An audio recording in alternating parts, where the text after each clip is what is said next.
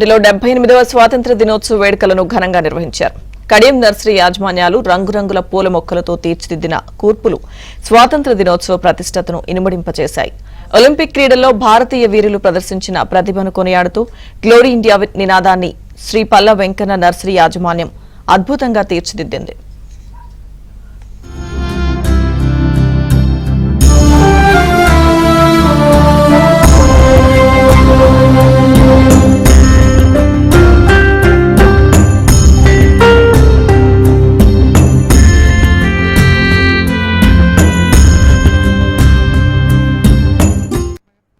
Olympic లోగోను రకరకాల మొక్కలతో కూర్పు చేసి మువ్వన్నెల కీర్తి పతాకంతో ఒక దేశభక్తుడు పరిగెడుతున్నట్లుగా చేసిన ఆవిష్కరణ సందర్శకులను ఆకట్టుకుంటుంది.